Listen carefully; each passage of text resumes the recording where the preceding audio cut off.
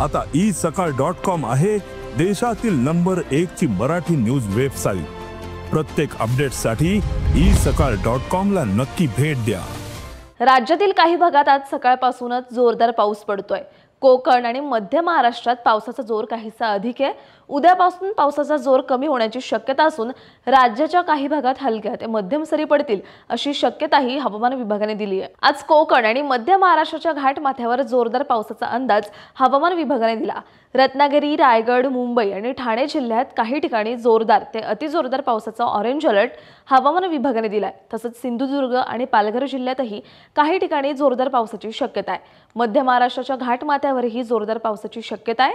पुणे, नाशिक, धुळे आणि नंदुरबार जिल्ह्यातही काही ठिकाणी जोरदार पावसाचा अंदाज आहे। मराठवाड्यातही काही ठिकाणी हलक्या ते मध्यम सरी पडतील अशी शक्यता हवामान विभागाने वर्तवली आहे। उद्या कोकण आणि घाटमाथ्यावर पावसाचा जोर कमी होऊन उघडीप राहील अशी शक्यता हवामान विभागाने वर्तवली आहे। तर पुणे, सातारा, सोलापूर, कोल्हापूर आणि अहिल्यानगर तसंच मराठवाड्यातील सर्व जिल्ह्यांमध्ये काही ठिकाणी हलक्या ते मध्यम पावसाची शक्यता आहे। बुलढाणा, अकोला, नागपूर, चंद्रपूर, भंडारा, गोंदिया आणि गडचिरोली जिल्ह्यात काही ठिकाणी जोरदार पावसाचा अंदाज आहे। गुरुवारी मराठवाड्यातील लातूर, धाराशिव आणि नांदेड तर विदर्भातील अमरावती, नागपूर, भंडारा आणि गोंदिया जिल्ह्यात काही ठिकाणी जोरदार पावसाची शक्यता आहे। तर इतर जिल्ह्यांमध्ये ढगाळ हवामान राहून हलक्या सरी पडतील।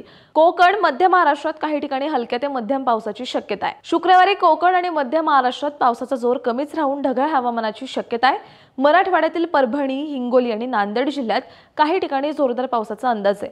विदर्भात पावसाची उघडीप राहण्याची शक्यताही हवामान विभागाने वर्तवली आहे। अशाच हवामान अपडेट्ससाठी ॲग्रोवनला सबस्क्राइब करायला विसरू नका।